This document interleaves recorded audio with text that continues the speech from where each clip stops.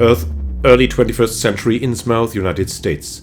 A dead prominent politician is found.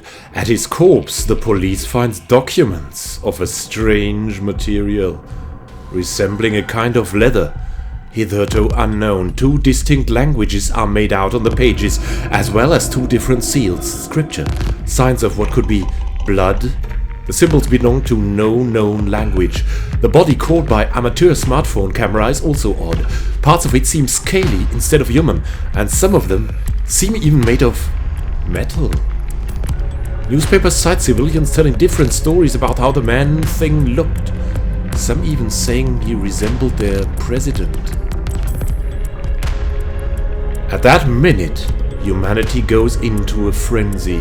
Thousands of researchers, state-bound or amateur in all countries around the world, try to find out what happened. Oddly, some state institutions try to hold, even forbid the research.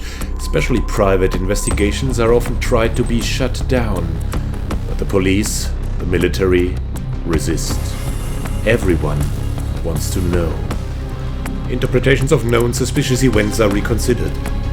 Flight Malaysian Airlines 370, 9/11, the Bermuda Triangle, chemtrails, the HARP facility, CERN. People working there or on these projects mysteriously disappear. Known Freemasons are found dead or remain without consciousness.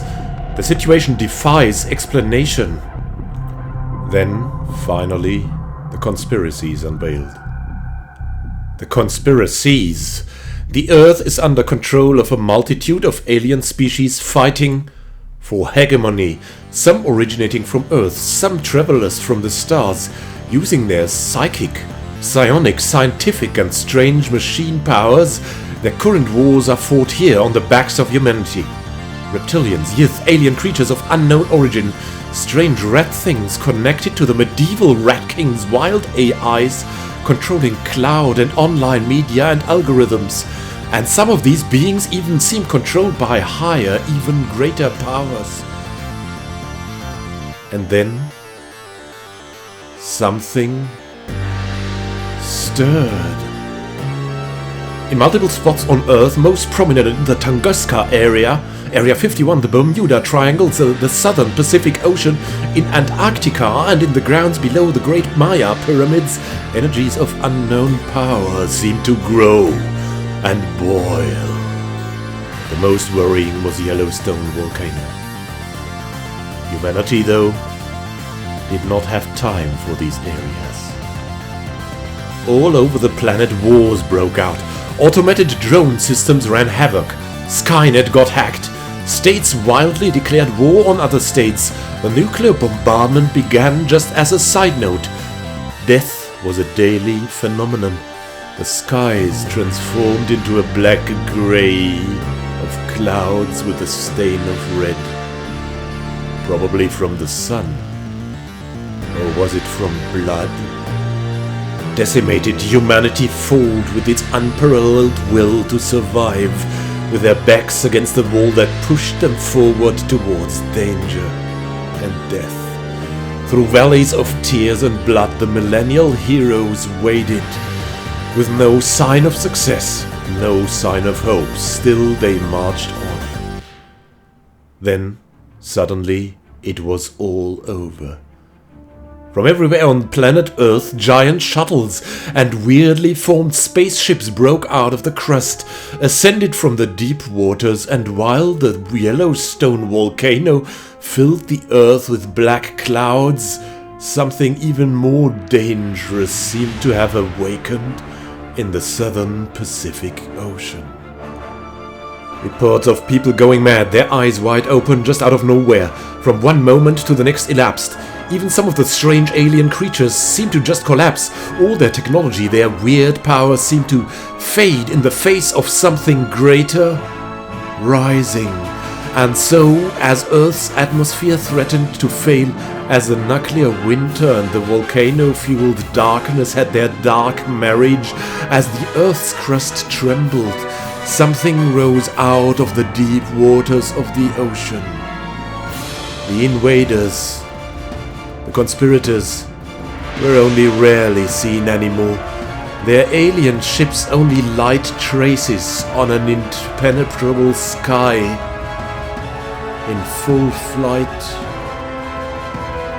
And as if it seemed to follow them, the dark power rose to the stars, with a scream forever numbing the ears of those unfortunate to be too close to the event. Was it the thing on the hunt?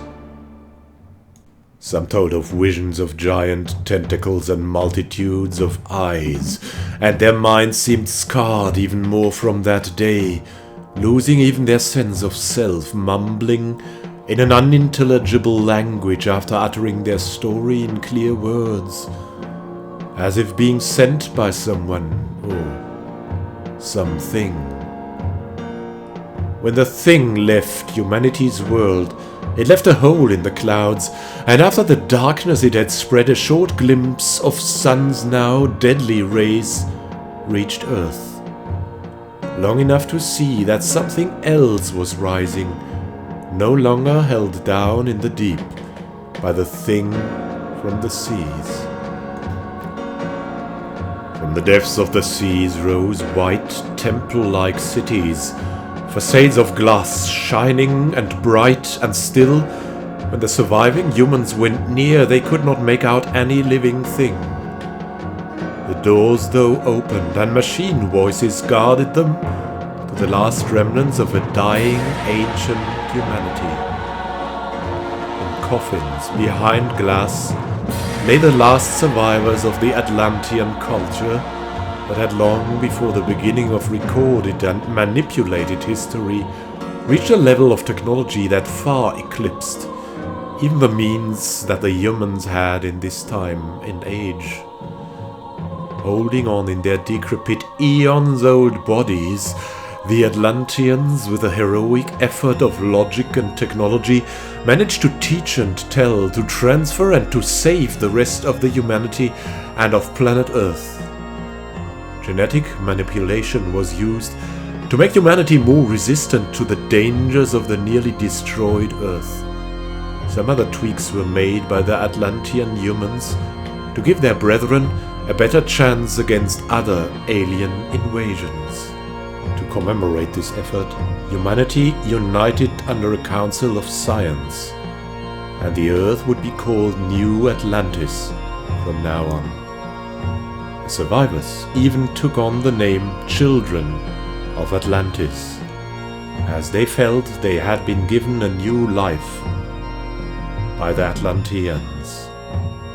These, with the feeling that their eternal mission had been fulfilled, could finally succumb to death's sweet embrace, their heritage saved, leaving the torment of their eon-old bodies behind to sublime. Humanity, though, was preparing. They now knew that the cold and empty space wasn't so empty anymore. Do or die. At impossible odds, the quest for survival had begun again for the children of Atlantis.